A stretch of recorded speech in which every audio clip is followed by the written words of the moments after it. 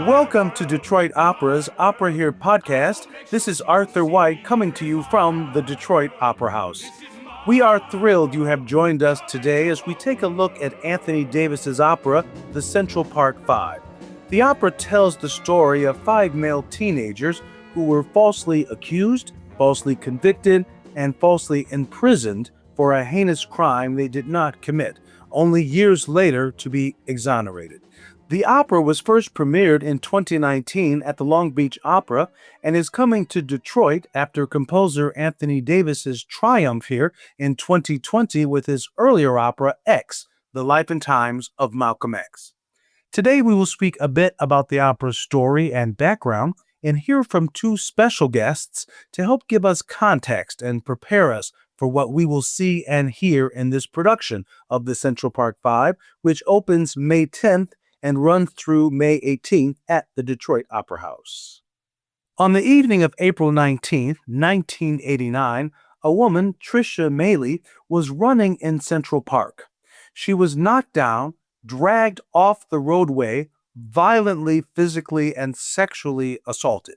She was so badly injured, she was in a coma for 12 days.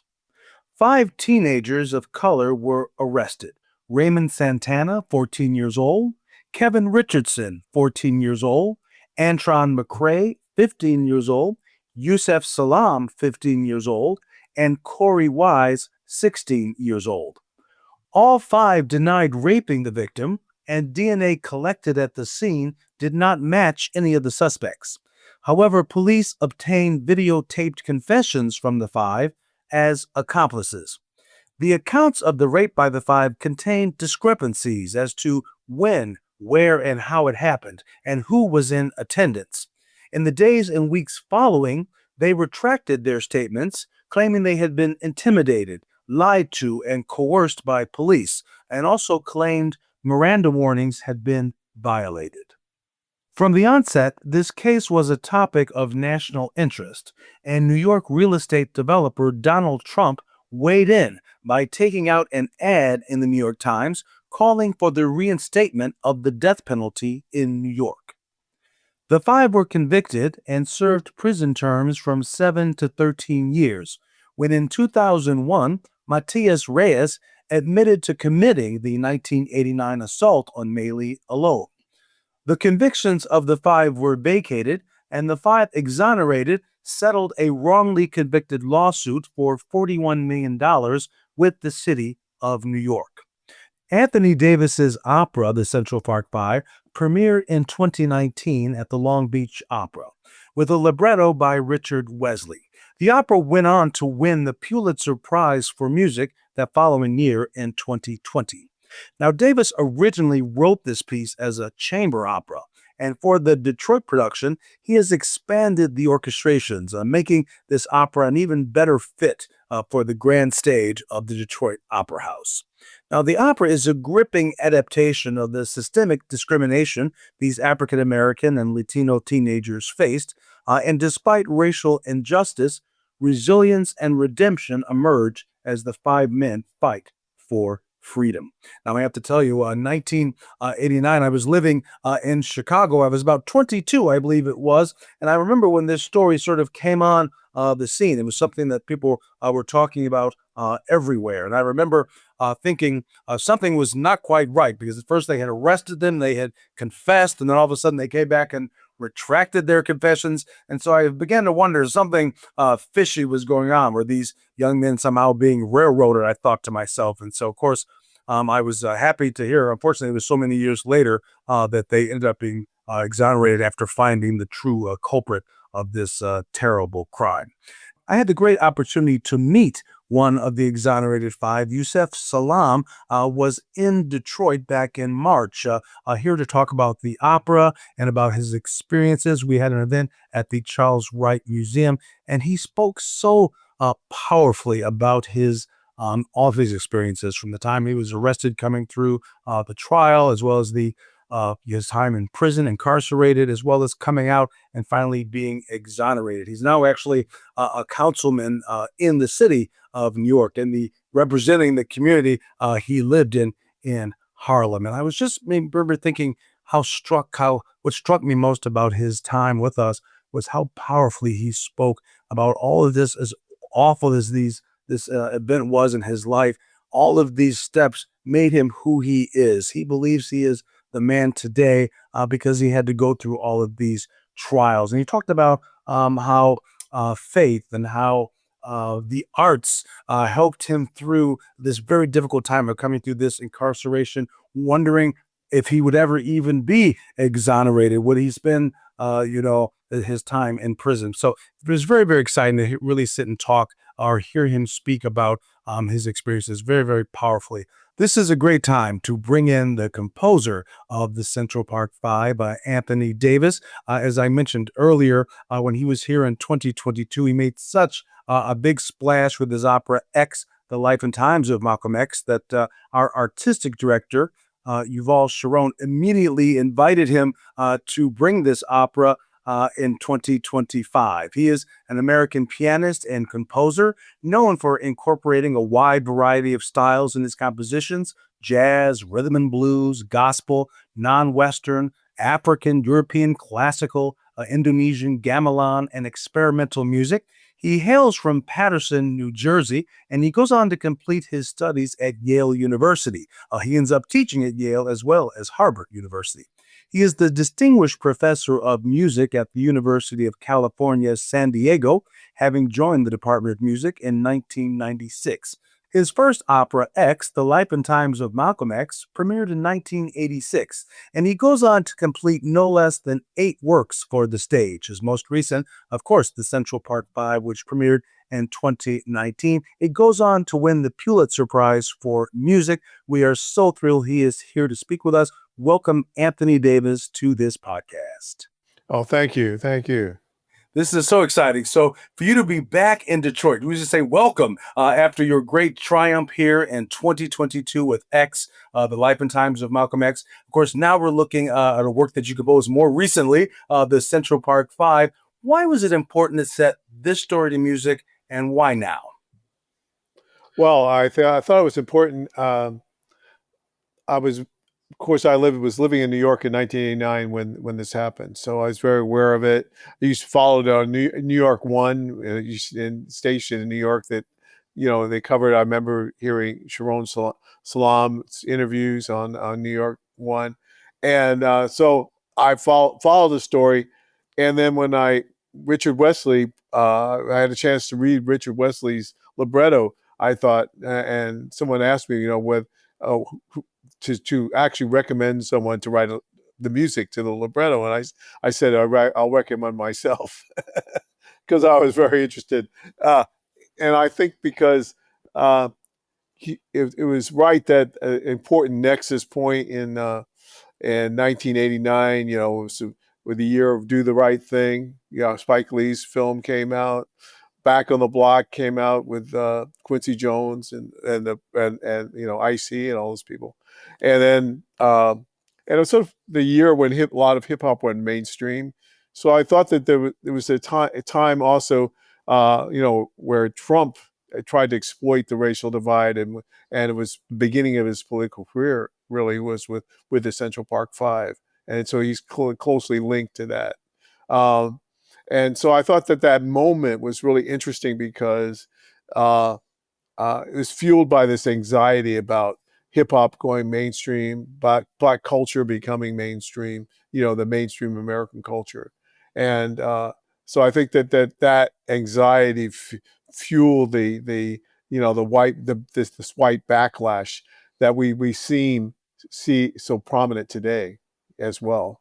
That I look at that the whole MAGA thing as really being a white backlash again. It's not so much about what they talk about as meritocracy, but it's really about white privilege, and so it's and sustaining white privilege. So I think this gave us a clue as to what was coming from Donald Trump, and then also I said, this tragic thing that that these five boys had to pay the price for that. Understand. Now, one of the things I loved about, well, there are many things I loved about X, but particularly I love how you sort of, the opera really kind of goes through his entire life. And so you're kind of capturing some of the musical moments of the different decades. And I understand, of course, you've done that same thing here, sort of capturing of some of the light motifs from the 1980s. Would you care to just talk about what you pulled and what you ended up using? And of course, obviously with your original composition as well. Yeah, well, first of all, it starts with thinking about Harlem. Harlem is where I grew. I lived in Harlem till I was 4. So I'm really a native of Harlem. That's where I began my life in Harlem. So even though I didn't remember it much because I was 4 years old when I moved to New Jersey. But I think I saw it in my heart, this connection to that. And so Harlem to me also is Duke Ellington, the Duke Ellington's Harlem and Fats Waller's Harlem, and the Harlem of the music, the rich musical traditions, etc. So I evoke that when the Mass sings this thing, Harlem, a black and tan fantasy. So that right when Richard wrote those lyrics, black and tan fantasy, so oh my God, so it's Duke Ellington. Here we go. It's like, so there are kind of references to Ellington in the score as you hear about Harlem, which from which is echoing the Harlem suite of Duke Ellington, and then also some other references to black and tan fantasy itself, the blues that the boys singing when they're first incarcerated. So I wanted to bring the older Harlem into it, but then the other Harlem of closer to the time of the 80s, so that like when the music, I was very interested in speech rhythm using speech rhythm the way MCs use speech rhythm, so but using that in musically, so that I use pitches and so and melodic ideas, so you can find a kind of fusion of rap and what was in classical music that, and Strindberg coined the phrase Sprechstimme, which is speech using speech rhythm.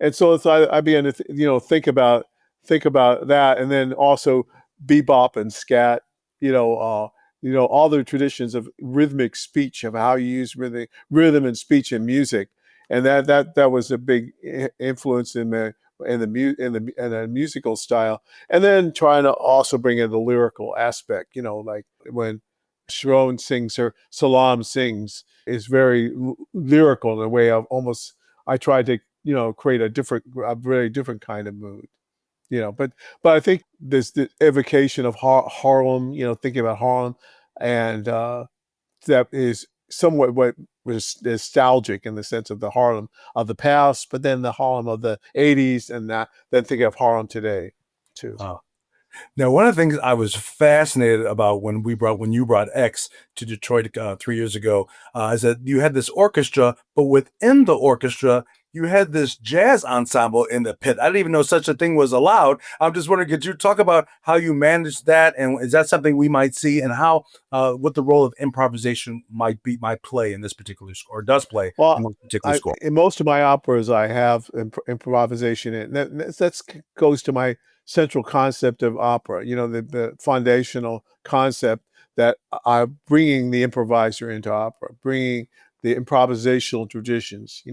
So that the opera is both has the fixity of the drama, but also some of the the elements that make every performance unique, so that there's always something different. So there's and I so I showcase improvisers within the performance.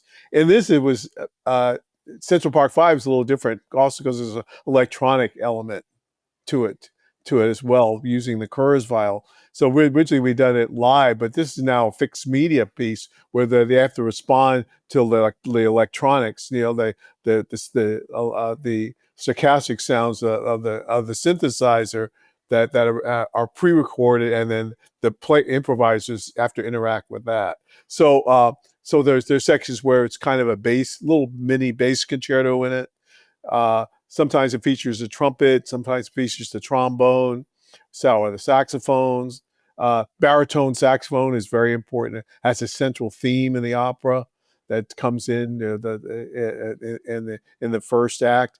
All those instruments are very important in the conceiving the orchestration of it.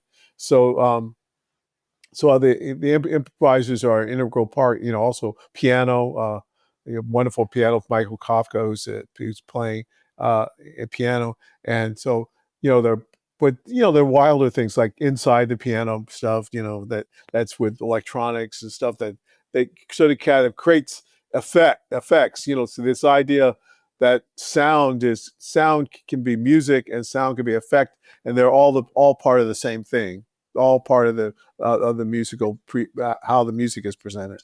Fantastic. Now, sorry to keep going back to X. It was just made such an impression on Detroit, Oh yeah, all of us. But when you did X, when you brought it here 3 years ago, we were listening to music that you had written, almost 40 years ago. And so obviously, the Central Park Five, this is music you've written more recently. Wondering, will we be able to hear a difference? How has your writing maybe evolved or changed? Obviously, from being your man in your 30s to almost 40 years later.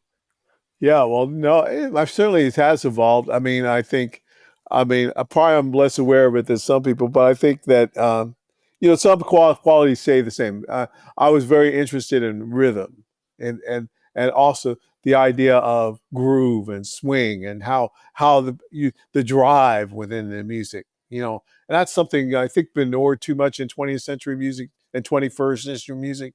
I wanted to bring that back. This idea of the momentum that you get from the rhythmic propulsion, that something that compels the story. That I had an X, and this is very evident in Central Park Five in a different way. With the interrogation scenes in which there's a kind of, you feel this motor, almost this engine that's up behind the voices. So also, drawing on, I sometimes I have tune songs in it, like that come in that certainly were inspired by the jazz tradition, harmonic thing, but also the different meters I use. I use different, sevens and 11s and 13s and 17s and stuff, because I want, again, that rhythmic propulsion that was at X too. That certainly has been built upon a lot in this, since then. And then I think my own style really came to X was the first manifestation of it, and this is like a later version of that.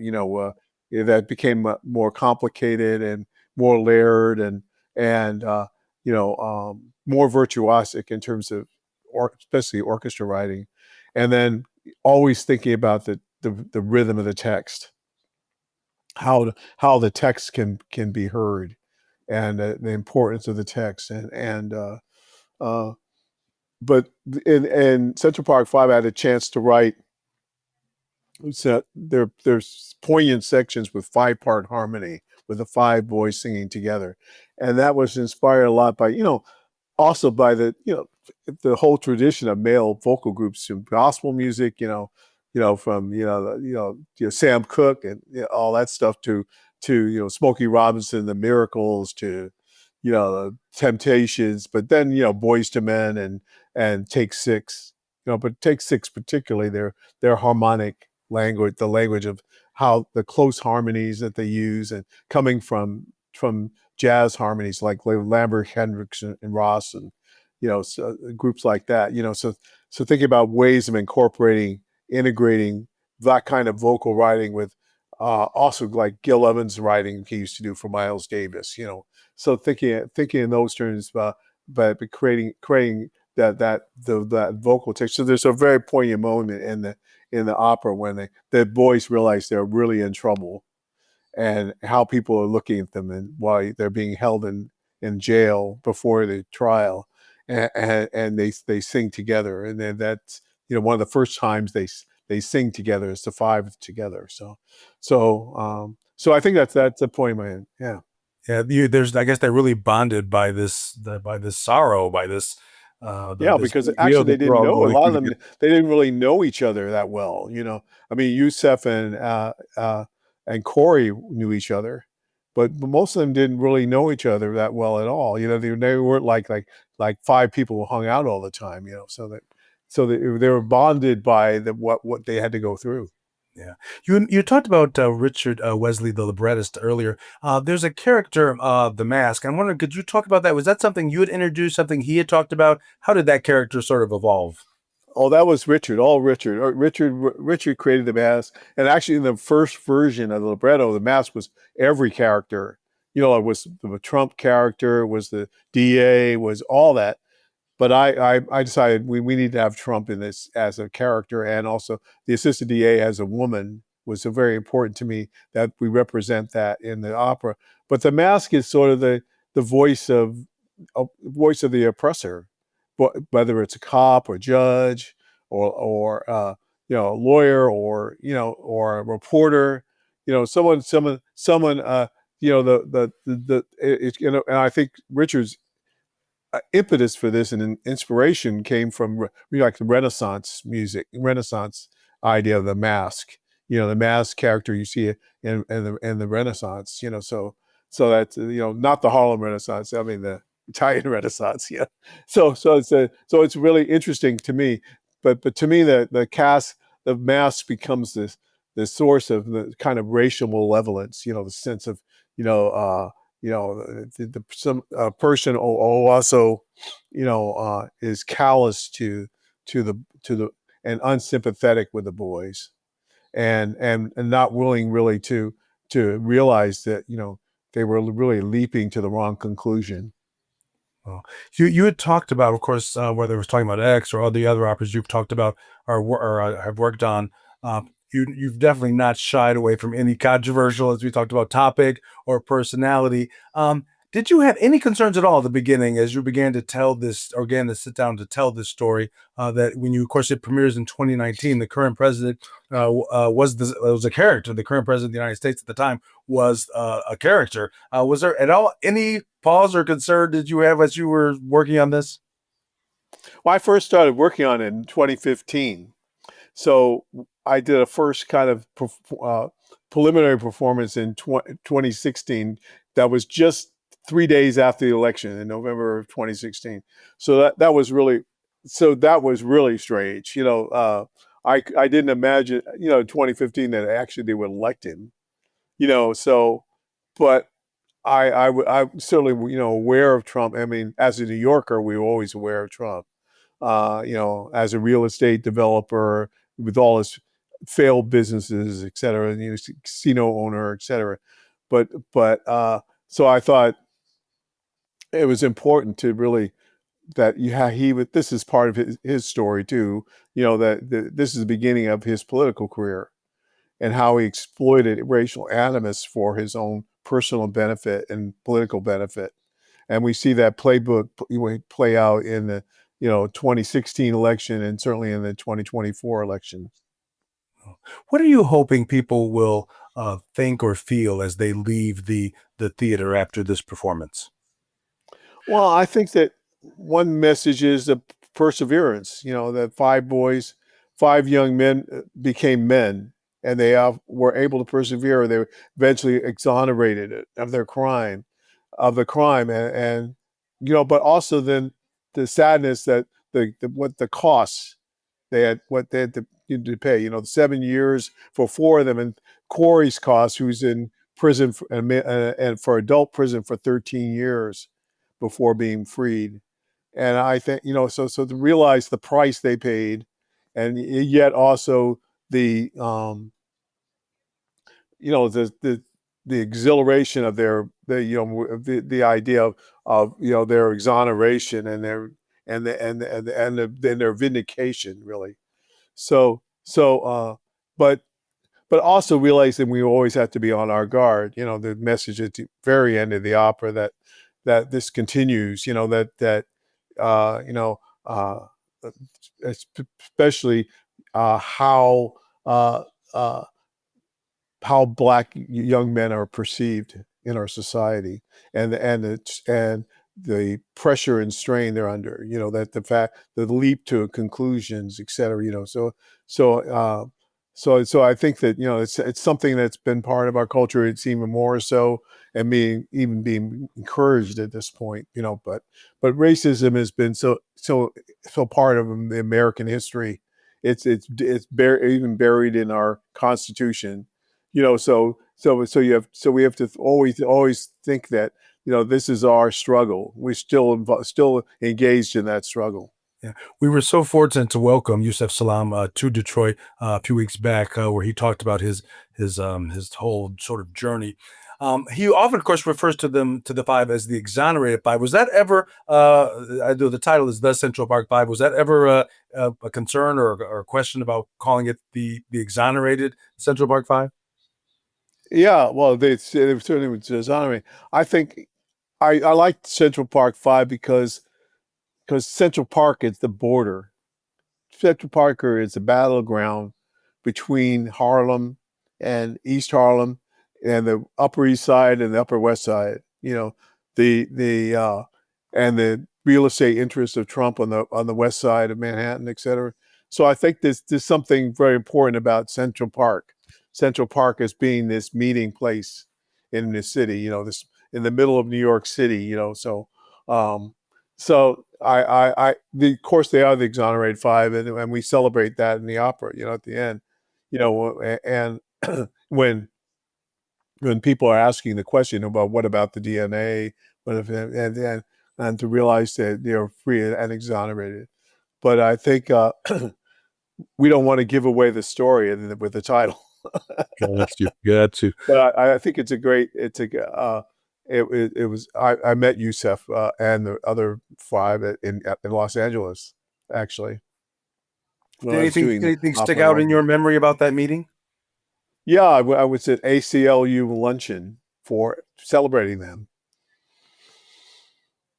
Yeah, so that was great to meet them. And now he's a city councilman. That's amazing. That's correct. That's correct. Well, Mr. Anthony Davis, we are thrilled that you joined us today. We cannot wait to see this opera in its entirety. I've seen clips of it. It's going to be very exciting to see it in person in the house. Thank you so much for joining us. Oh, thank you so much. Yeah, it's great to talk to you, Arthur.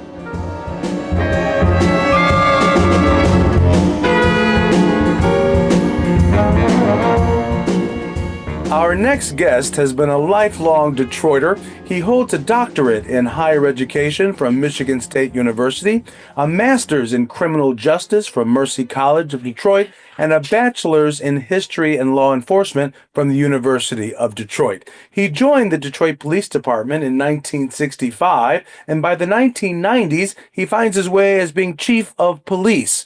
He has served as deputy mayor under Mike Duggan from 2013 to 2016, and as professor of the University of Detroit Mercy, where he retired in 2020. I am so welcome and pleased to invite Mr. Isaiah Ike McKinnon to this podcast. Thank you so much, sir.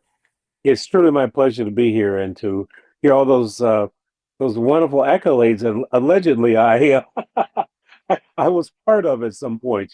It means that I'm old. All right? No, you're one of the blue bloods of Detroit. It's an honor to have you here. Well, thank you so much. It's really a pleasure. So, as you know, we're discussing the opera, The Central Park Five, which opens at the Detroit Opera House on May 10th. The story of five Black and Latino boys who were falsely accused and convicted of viciously assaulting a jogger in Central Park in the spring of 1989. Wondering, Chief, do you have any particular recollections of the story at that period? This happens not too long before you're named Chief of Police in Detroit. Yes, yes. I remember it because of the national, international implications. And at the time, a law enforcement officer, always wondered what would have happened if that had been in Detroit and how I, as a police chief or a police executive, would have handled that. And secondly, how would the people of Detroit respond to that kind of situation? And let me say this, and in fact, in the 1970s, we had something that was similar that occurred as a young Canadian woman was grabbed off the freeway on the Lodge Freeway, and she was kidnapped and held, I believe, for a couple of days. I was in charge of the sex crime unit at that time, and I don't think they necessarily beat her, but they did sexually assault her. They raped her, And this became a national story, international, because she was from Canada. Ironically, there were, I believe, two young men, maybe three, that were convicted. And I think they spent a great deal of time in jail. But I remember that um, I spoke with her and her family at police headquarters during that time. And she was a wonderful young lady, and her dad, and I think she was of Greek descent. And ironically, a number of years later, I was on my way on one of the freeways, and I heard the story of a young lady from Canada who had been sexually assaulted, had been raped. And I'm listening to that, and it was her. And the station was coming from Canada, and so I remember I stopped my car on the freeway and I called the station because I wanted to talk with her to see how she was doing. And she responded and she gave me her number and I called and we had this long conversation. And in fact, we spoke afterwards. And she was very forgiving of what had happened. She thanked myself and the Detroit Police Department and really thanked me for being there to make her feel better about life. And in fact, she later invited me over to an award ceremony, which she gave me for myself and for the men and women of the Detroit Police Department, the way that we handled that. So, thinking about that, I remember how the men and women of the New York Police Department, how they handled that in complete opposites of the way that we handle it, and the fact that uh, it's ironic, and I'm glad we're talking about this because the young men who held her, they called her the Queen's daughter. The reason they called her the Queen's daughter because she had an accent. It was somewhat of a British accent, but it was also a Canadian accent. And since that time, we've maintained some contact, she and I. And she, obviously, you never remove yourself away from that kind of a horrible thing that happens to someone. But this was something that she was very happy that it was someone like myself who handled it, and the men and women of the Detroit Police Department, which is totally the opposite of what happened in New York.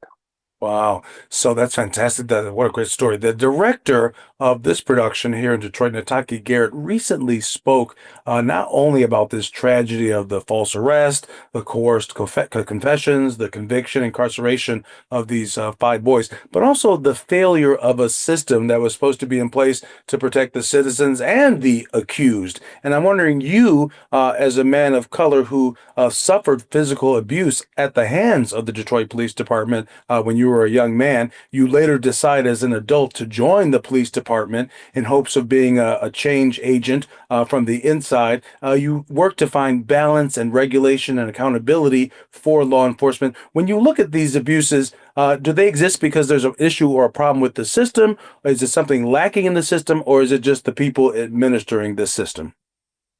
It's a combination of both. Certainly, it's those people who commit those heinous acts, those who don't see these young people, in particular of color, as human beings.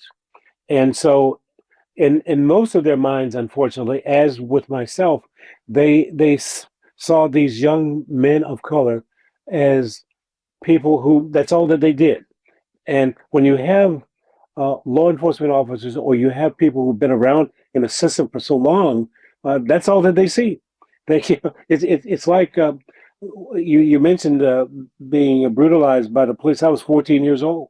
I was severely beaten by law enforcement officers, and I made that decision that day. I was going to become a law enforcement officer because I wanted to make sure that those kinds of things did not happen to me or to anyone like me. It wasn't just young black men or brown men, but it's anyone because I discovered later that those kinds of police, it didn't matter who you were. You were a person who committed crimes in their mind. And so I see it and saw it as a complete failure of the officers and the system itself. Because when you have a great number of people who think that because of your skin color or because of where you come from or who you are, these are things that obviously you're guilty of. And so from that moment on, I made that decision that I was going to, number one, become a law enforcement officer. Number two, I wanted to make sure that those kinds of things, so I could prevent those kinds of things from happening to anyone. And again, not just people of color, but anyone. But I discovered later that the system was that they wanted big guys to be tough, who the term that they use, kick ass. And they didn't care about people being educated. These are people that I dealt with throughout those years. They didn't care about that. And so my goal as a number one, as a law enforcement officer, number two, as I rose through the ranks of the police department, and certainly when I became chief in 1994, was to make sure that I I recruited, brought in the most qualified, and certainly the people who thought the way that I did in terms of making sure that we wouldn't do those kinds of things. And that's what I tried to do in all the years that I was involved in law enforcement. And I think we did a good job of it because let me tell you this. I remember in 1967, 1968, I'm sorry, when Dr. King was killed. I I I chased a young man, a young African American man, into a building, and as I chased him, there were three guys in the buildings who had AK-47s. They were all African American, and I remember distinctly. I chased this young man in, and as I got into the building, had my gun out, and those three young men with the AK-47s, they trained those guns on me. And the leader of those three men, he said to me, "Drop your gun, let him go." That's no, no, no, no. You think about this in terms of your life, and three men have AK-47s trained on you, and I had my 38 special, and I just saw myself dying there in that building. And I grabbed the guy that I chased in, and I'm pulling him out of the building. And the three guys, they kept saying, "Let him go, let him go." And I remember I backed out into the street with my gun on this man, and those three guys with their AK-47s on me. And I backed him out into the middle of the street. And these guys came out, and there's a crowd of people who surrounded us, me, the guy who I held, and the three guys with the AK-47. And they kept saying, "Let him go, let him go." And I'm wondering what's going on here. And the main bad guy, he said, "That's right, let him go." And one of the gentlemen was part of the group who surrounded us, he said, "No, no, no, you let Officer Ike go." That's what they called me, Officer Ike. To let Officer Ike go, we cannot let anything happen to him because he treats everybody fairly. He doesn't discriminate. He's really a great officer. And I was really buoyed by this. I said, here are people in the city of Detroit who probably 15 or 20 people surrounded these people who were intent upon getting this man away or possibly shooting me. And I said, "That's right, let me go." And the gentleman who was the leader, he said, "That's right, you let Officer I go. You guys leave here." It's just amazing how here we are in the heart of the city of Detroit, right after Dr. King was killed, the year after the rebellion of 1967. And these people put their lives on the line to save me from the three guys with the AK-47. And the three main guys with the AK-47, they took off running. And I said to myself, I said to these people surrounding me, I said, "God, thank you so much. Why did you do that?" And they said, "We had to protect you because you try to protect us all the time, and we cannot let anything happen to you." And I thought, like to what you're saying now. I mean, here I was, this officer who tried to treat people fairly, who was brutally beaten by Detroit police officers, and wondered what would happen if, in fact, it had not been for those people who saved my life. And so that became even more of a task for me to show the people of the city of Detroit, in particular, the people who I try to serve and protect them, that who saved my life. And so it becomes more of the not only the police department, but the people who run the police department, and also the people of the city who do everything they can to make a difference to help people. Wow, Chief, what a great story. This goes back to the fact that We have to continue to let people know that they are being seen and that they matter, that they count. Chief McKinnon, thank you so much for joining us today for this few moments just to talk about some of the things that are, trying to find a way to make the society we want to live in. So thank you so much for joining us. Thank you so much. It was truly my pleasure. Have a great day. Thank you to everyone listening to our glimpse into Detroit Opera's production of the Central Park Five. We hope to see you at the Detroit Opera House for this gripping production, which opens May 10th and runs through May 18th at the Detroit Opera House. To purchase tickets to the Central Park Five or find out more information about the production, visit our website at detroitopera.org. You can also connect with us on social media on Facebook, Instagram, and X. And thanks to Jake Neer for his assistance in producing these podcasts, and we will see you at the opera.